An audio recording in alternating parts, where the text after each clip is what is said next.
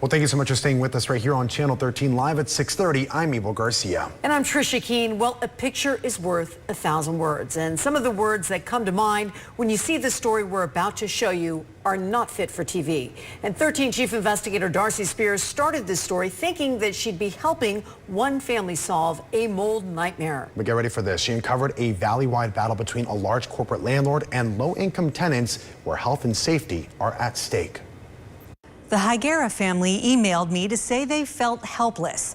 Then they came in person to our Let's Talk event at CSN in North Las Vegas to explain how they feel trapped in a home that should be a haven, not a hazard. We weren't prepared for just how bad it was until we saw it firsthand.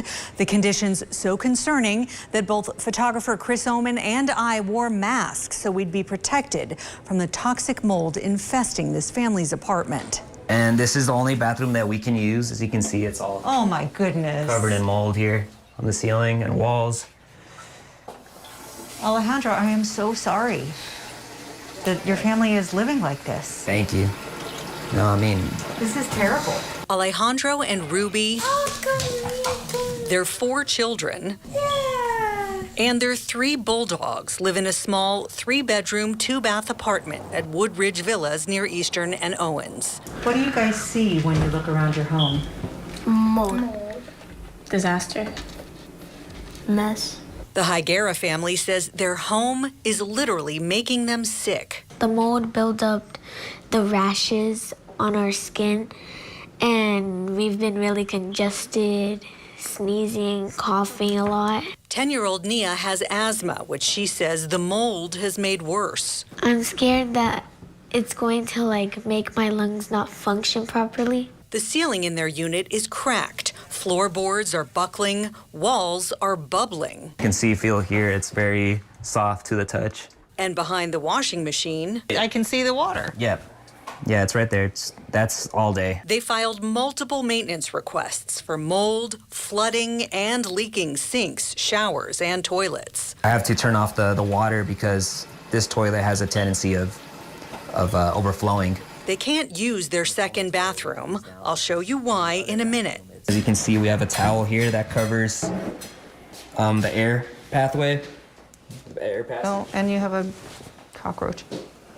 Yeah, we've been dealing with. Oh, there's another cockroach. Ruby says the problems began in December of 2024 under the property's prior ownership, who they say did Band-Aid fixes on the growing problem.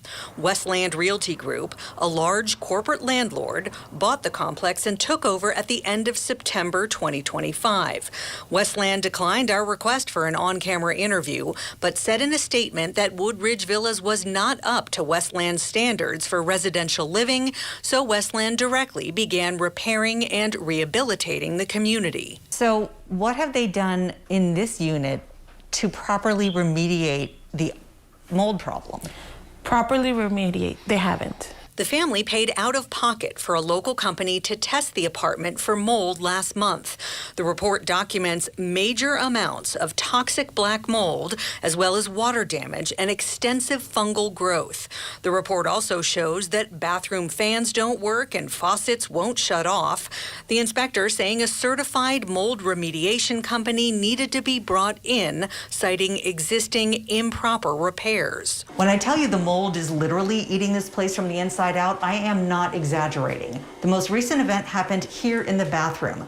As you can see by that hole in the ceiling, when Alejandro was in here taking a shower, this nail-riddled piece of wood fell onto his head, sending him to the hospital. Alejandro, whose medical records show he was already suffering from upper respiratory and fungal skin infections, had to get a CT scan. He was diagnosed with a head injury, bruising, and dizziness. It's a nightmare. Yeah, It's a nightmare. 2 days after the ceiling piece fell, the complex sent a worker to survey the damage.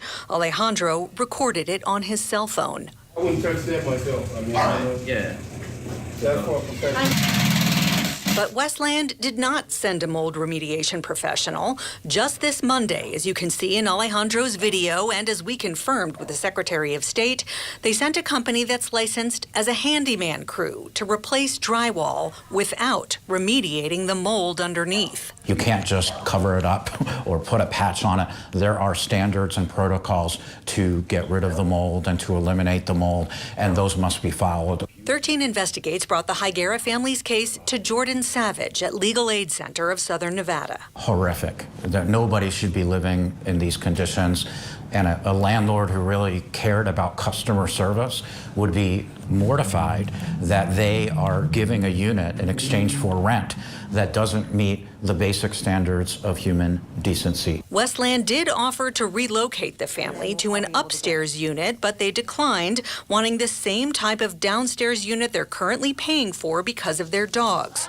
They were also given the option to move to a sister property, but they'd have to pay $600 more per month in rent, which they tell me they can't afford. Charging them additional money when they've already gone through hell and they've already suffered with these conditions, their responsibility should be to move them whatever it costs. It shouldn't come out of the tenant's pocket. Westland also offered temporary relocation to a Siegel Suites, but that company's policy prohibits large dogs.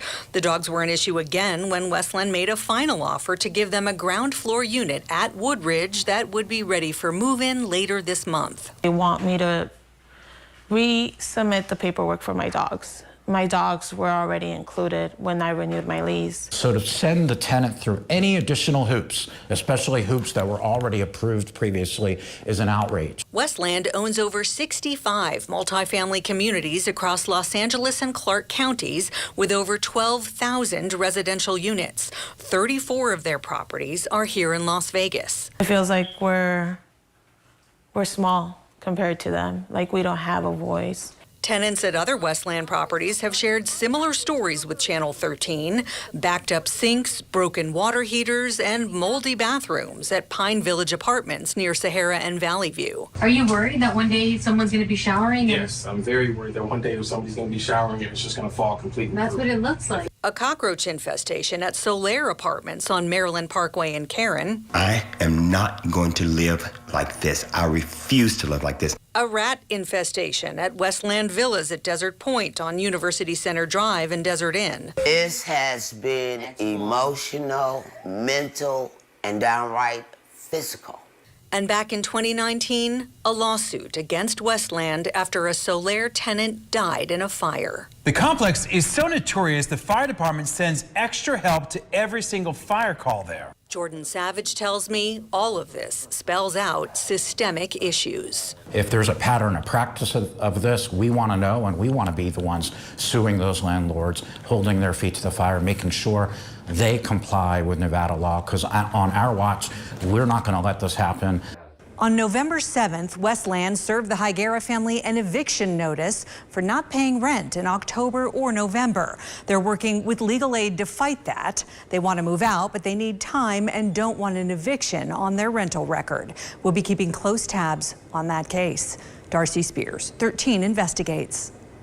Now, if you want help like the Higuera family, be sure to reach out to us. Just submit your question or tell us about any issues you're having at KNTV.com/Let's Talk. Our team will look into it and see if we can find a solution for you.